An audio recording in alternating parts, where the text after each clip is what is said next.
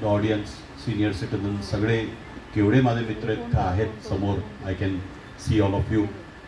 I am very happy that I have been invited by the authorities to speak.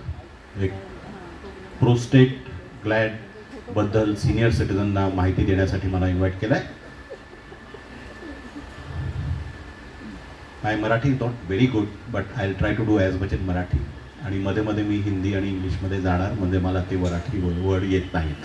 तुम्हाला काही प्रश्न असलं तर जस्ट हातवरती करा. I can stop my this to attend to you. It is indeed a great honor and privilege to address this august audience, especially this educative initiation. I am Dr. Raju Uttamani, a neurosurgeon practicing in your own Ulhasnagar, our own Sindhunagar Ulhasnagar 3, opposite Central Hospital itself, next to Hanuman Mandir. I am also attached to Jupiter Hospital Thane and Fortis Hospital. आणि एक चांगली गोष्ट म्हणजे माझ्याबरोबर एक पूर्ण team आली आहे. Free Serum PSA. Serum PSA एक 800 रुपयाची रिपोर्ट असते.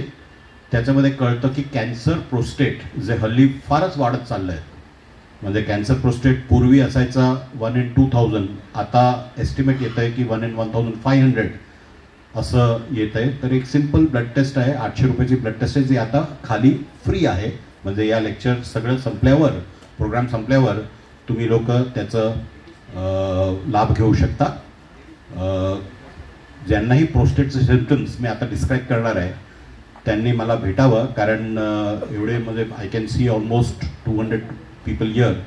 200 जरा मुश्किल आहे, पण ॲटलिस्ट 100 लोकांची सिरम PSA टेस्ट फ्री आहे आज. आणि जर मला वाटलं की आणखीन गरजेचं आहे तर मग परत एक काहीतरी आयोजन करून ठेवूया, नियर फ्युचरमध्येच ठेवूया. Blood sugar for everyone. Blood sugar random. जे लोक 2 तास अगोदर खाऊन आले तर ब्लड शुगर PP होईल. सिरम कॅल्शियम ही पण ब्लड टेस्ट सगळीच फ्री आहे. सिरम कोलेस्ट्रॉल ठेवलं होतं, पण आता काय लोक सगळे जेवून आले तर कोलेस्ट्रॉल करण्यात अर्थ नाही, ते रॉंग हाय दाखवेल. ही सगळी टेस्ट फ्री आहेत. सांगती एक युरोफ्लोमेट्री, म्हणजे टॉयलेटमध्ये युरिन करताना एक ग्राफ येईल. ही ग्राफ असं फ्लॅट आलं तर तुम्हाला प्रोस्टेटचा त्रास आहे. लेडीज लोकांना प्रोस्टेट नसतो, पण जेव्हा महिना संपतो, मिनोपॉज नंतर सगळं बॉडी थोडी ड्राय होते, स्किन ड्राय होते, वजायना ड्राय होते. युरेथ्रा म्हणजे लघवीच्या खालची ठिकाण ही ड्राय होते. आणि एक पोस्ट मिनोपॉझल युरेथ्रल स्टिनोसिस जी मिमिक करते प्रोस्टेटलाच. म्हणजे युरेथ्रा जिथून लघवी येते ती स्टिनोज होते, छोटी होऊन जाते. I will just request my assistants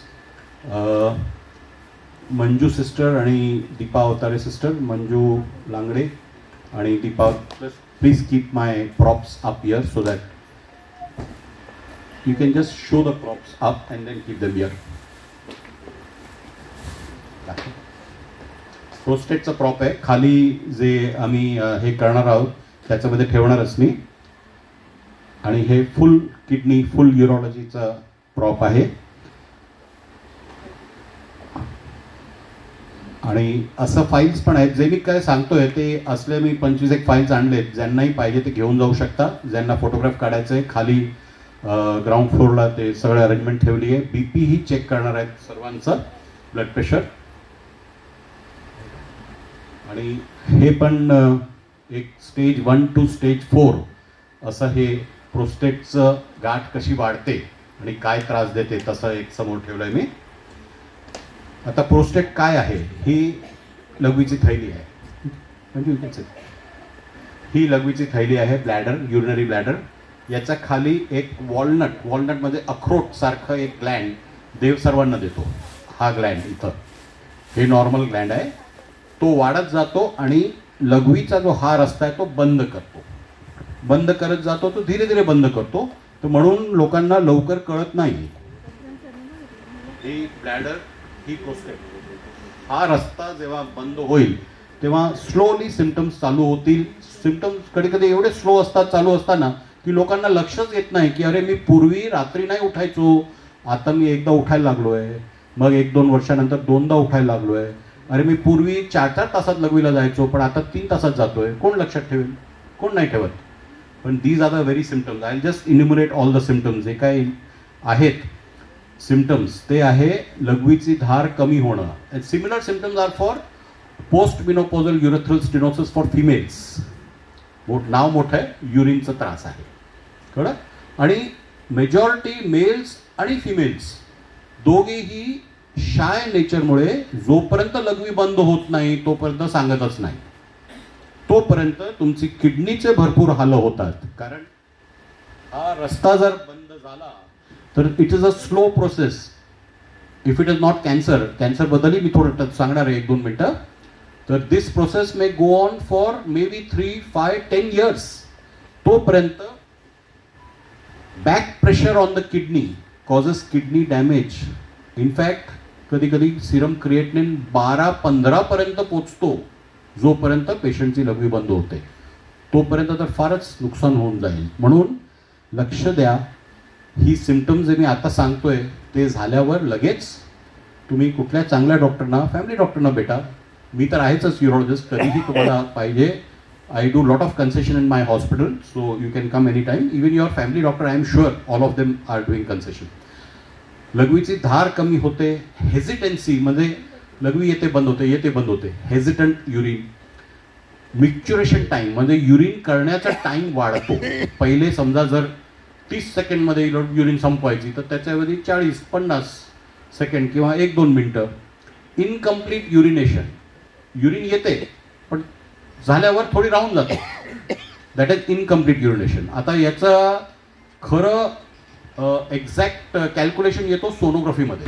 सोनोग्राफीमध्ये we can actually calculate की युरिनला तुम्ही फुल लघवी जाऊन जेव्हा जाता तेव्हा लघवी किती गोळा आहे आणि लघवी केल्यानंतर किती राहिली लघवी. This is post void urethral volume. म्हणजे ही व्हॉल्यूम नॉर्मली लघवी केल्यानंतर एखादा चमचा राहिली पाहिजे लघवी, 2 चमचे जास्त असतात. प्रोस्टेटमध्ये it will go on increasing slowly depending on how the prostate is increasing in size. It may go up to 100, 200, 300, 500, 800 cc. 1 litre लघवी आतमध्ये राहते. Excuse me please. 1 लिटर आतमध्ये लघवी राहते म्हणजे ओव्हरफ्लो होऊन क्रॉनिक रिटेन्शन होतो. म्हणजे ही जी थैली आहे लघवी which can accommodate about 400 cc. Slow obstruction होऊन ही कधी कधी 600, 800, 1 लिटर एवढी लघवी आतमध्ये राहते. पेशंटला कळत नाही. थोडंसं पेन आहे, काय जास्त नाही, कारण हळूहळू वाढली आहे ती. पण ही जी 1 लिटर समजा लघवी वाढली आहे इथं, ती बॅक प्रेशर देते किडनीला. किडनीचं फंक्शन कमी होत जातो तेव्हा ते क्रिएटिनिन वाढायला लागतो. By that time it is very late.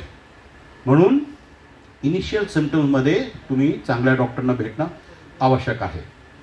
Similarly straining during युरिनेशन म्हणजे जोर द्यावा लागतो युरिनेशनला. ड्रिबलिंग, लघवीची धार पातळून ड्रिबल येते. फ्रिक्वेन्सी ऑफ युरिन वाढलं. अर्जन्सी, थांबू नाही शकत, लघवी आली मला लगेच शोधायला लागेल, दॅट इज अर्जन्सी. अर्ज इनकॉन्टिनन्स म्हणजे लघवी जेव्हा अर्जन्सी झाली आणि टॉयलेट नाही भेटलं तर लीक होईल लघवी, दॅट इज अर्ज इनकॉन्टिनन्स. हे सगळे सिम्पटम्स आहेत प्रोस्टेटचे. आणखीन वाढल्यावर हिमॅच्युरिया म्हणजे रक्ताची लघवी एवढंही होऊ शकतो. नॉक्ट्युरिया म्हणजे रात्री लघवी बार येणं किंवा 1-2 वेळा पण येणं, which is interferes with the quality of life. See if you get up 2-3 वेळा तुम्ही जर लघवीसाठी गेलात रात्री तर झोप नाही झाली, अगला दिवस काय झाला? Because sleep is very important for the brain. The brain functions when you get good sleep. 6-8 तास चांगली जर झोप आली आहे. We must thank our police personally. I don't know how they work. They get numerous phone calls like us doctors in the night also. आणि in spite of that they work so efficiently. But you can just imagine 6 तास 8 तास झोप पाहिजे, त्याच्यामध्ये जर 3 वेळा उठला तर कमीत कमी अर्धा तास गेला तुमचा लघवी परत झोप येण्यासाठी. Quality of sleep will be bad. The quality of next day will be bad. तर यासाठी लगेच तुमचा प्रोस्टेटचा इलाज केला पाहिजे. प्रोस्टेटचे complications, acute retention of urine म्हणजे लघवी बंद होऊन जाते. क्रॉनिक रिटेन्शन जे मी सांगितलं, क्रॉनिक रिटेन्शन म्हणजे 1000 ml लघवी गोळा झाली आहे आणि ओव्हरफ्लो होऊन लघवी येते थोडी थोडी. माणसाला तर लघवी तर येते, चालतंय, पण आतमध्ये किती नुकसान, दोघे किडनी खराब होत चालले. मग infection in the prostate, prostatitis हे एक सेपरेट आहे, याच्यामध्ये होऊ शकतो. Prostatitis can occur even for younger people, not necessarily. Usually prostate occurs more than 50 years एजमध्ये चालू होतो ऑलमोस्ट 50 एजला 10% 15% लोकांना प्रोस्टेट होईल, 60ला 10% वाढत जाईल, म्हणजे 90 पोहोचताना almost 80 to 90% people will have prostate enlargement. In fact I have had एक काय 2-3 पेशंट मी सांगू शकतो. 90-year-old fellow 300 gram prostate, normal gram is 20 gram walnut size, 300 gram, आणि तो लघवी बरोबर पास करत होता. मी काही औषध नाही दिली, त्याचं post void urine volume was good. Prostate वाढला पण काही नुकसान देत नाही, काही औषध नाही दिले, त्याला समजून सांगितलं तुला प्रोस्टेट वाढलेलं आहे, नेहमी सर्व काळजी वाढलेलं येईल, पण तुला काही औषधांची गरज नाही कारण इफेक्ट काय नाही करतोय बॉडीला. बरोबर, that was example of 90 gram 300 gram prostate. आता का होतो प्रोस्टेट वाढायचं प्रकरण? जेनेटिक, तुमच्या वडिलांना आजोबांना कोणाला जर असेल तर तुम्हाला होण्याची शक्यता बरीच आहे. ब्लड प्रेशर, डायबिटीज पेशंट लोकांना जास्त होण्याची शक्यता आहे.